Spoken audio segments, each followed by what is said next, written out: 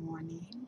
This is the Apetabi Yelosha Olaomi Oshunyami Akalatunde, and coming to you with the day 9 update for the CocoCure, and also just a few thoughts on worth, knowing your worth as a woman and understanding what that means and how that looks in day-to-day practice. So it's day 9. It is bright and early on day 9, and I am here on my balcony. I did so enjoy being outside yesterday, so I wanted to get some more outside time in this morning before all of my children woke up and while I still had some time. So just enjoying some fresh air and not too much sunshine because there's not any around here right now. So wanted to update on the fast. First thing is day 9, CocoCure is still going well. Everything is going well. I'm feeling well. And not feeling too hungry, but having a lot of food cravings. So not feeling the physical sensation of hunger, but craving a lot of different kinds of foods. And that's new for me. I haven't experienced that on fast in the past. So I'm not sure exactly where that's coming from. And I was wondering last night if maybe I need to have like some more outside activities, keep myself a little more busy. I guess if that's possible, and see if that would assist with the food cravings. Because I feel like I have more cravings when I have my downtime than I do when I'm actively doing something. And I guess that's the case for anybody. But I really have been focusing on, for this 10 days, being on my own schedule.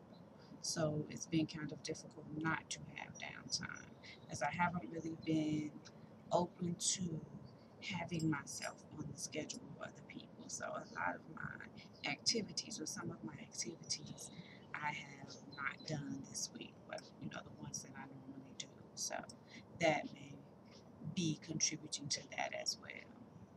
So I wanted to, I've been thinking about for the past couple of days the issue of self-worth and how that manifests, how you view yourself, and the type of value that you put on yourself manifests in your everyday life. Because I think that for a lot of women in this particular era in time, we are doing things and we are carrying ourselves in a particular way, and we say that we're doing it because we no longer have the fetters of an old type of society on us. But in actuality, I feel that a lot of our actions are based on the kind of worth that we place on ourselves. Do we consider ourselves worthy of the absolute best? In particular, I think with sexuality, we have to ask ourselves, are you acting as though, carrying yourself as though, treating your body as though you know her worth? In the video that I did last night about the sacredness of a woman's womb time, I shared one of the ancient scriptures from the Hindu people where they were discussing the nature of a woman and what it means to be a woman, and how that femininity interacts with the rest of the universe. So, from that perspective, knowing that you are the divine vessel of life, knowing that you carry with you within your womb all of the power in the universe, are you interacting sexually from that perspective? Or are you interacting from a perspective of desperation? Are you interacting from a perspective of so-called loneliness? Because I think that a lot of what we perceive as loneliness is actually boredom. I think that when we are not actively working to fulfill our destinies, we become exceedingly bored, and we experience that as loneliness. We want something to do. And so one of the things that there is to do is being in a relationship.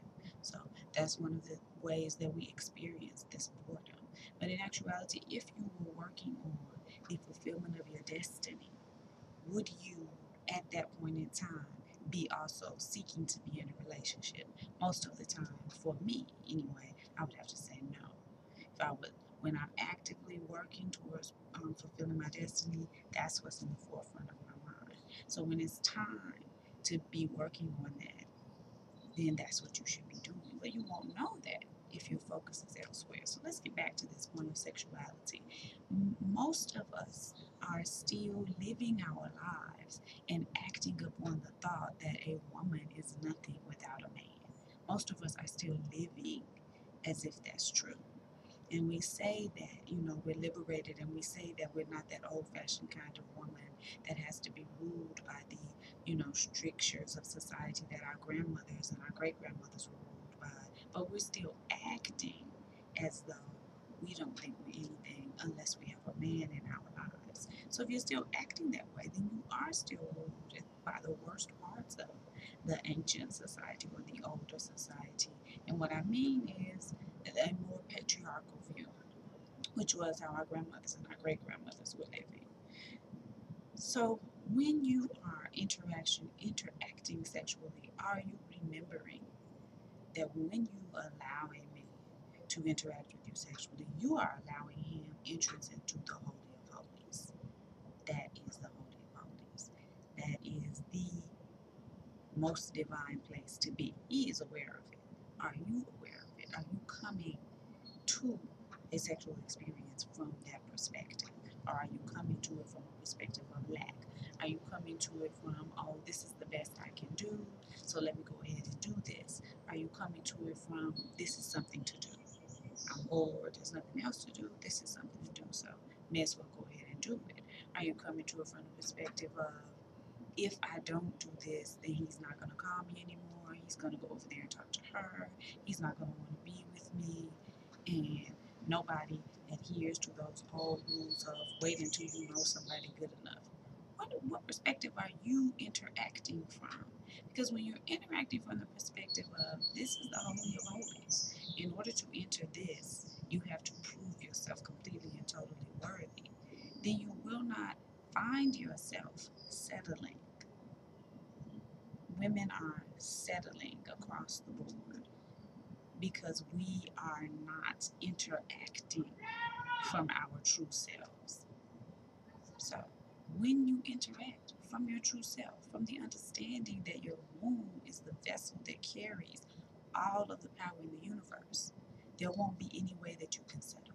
How are you allowing someone communion with that if they are not worthy?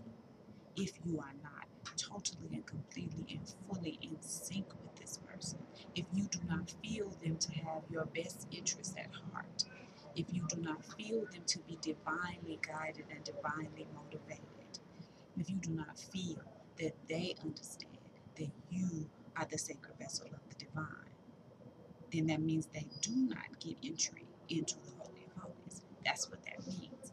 When you put yourself in the position as a woman of having to please others in order to have them be around you, then you have put yourself in the position of not having the ashe necessary to fulfill your destiny.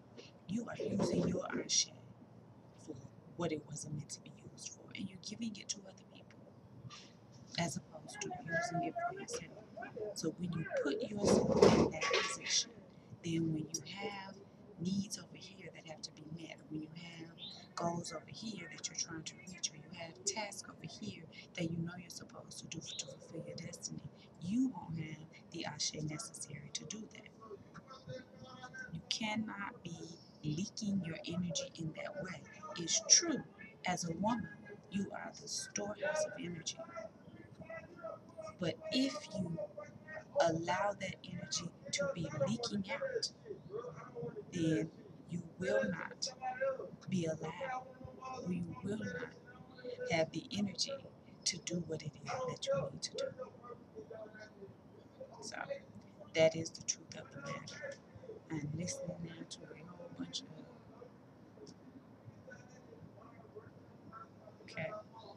Not sure. Sounding like there's some interruption, but I'm not sure whether or not they're going to move on with that verbal altercation or not. But that's my perspective on it. And as I'm sharing it with you, then I'm also saying it to myself. As I'm sharing it with you, I'm also thinking about my daughters and my nieces and all of those women in my life that are important to me, my close sister friends. I'm thinking about the struggles and the trials of my own mother that I watched for my entire life. I'm thinking about the struggles and the trials of my grandmother that I watched for the time that I knew her. So all of these things are coming to mind and helping me personally to form a new conclusion, actually an old ancient conclusion, but helping me to consciously reach out and embrace a new conclusion, as well as hopefully assisting other women in coming to a better conclusion and a new conclusion about how to view themselves and how to interact and what that looks like on a daily basis. So, hopefully, this has been helpful, and I hope that the activity out here didn't drown me out too much. I hope and pray that that's the case. But give thanks for loyal viewers, loyal listeners, loyal readers. If you are in need of spiritual consultation, my website is www.OSHEOSHETURA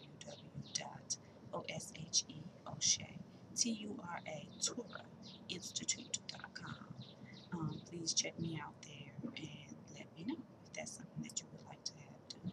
Hope that the rest of your day is blessed and blissful. And we'll be tuning back in with you tomorrow, probably early too, for the final day of CocoCure Spring Cleansing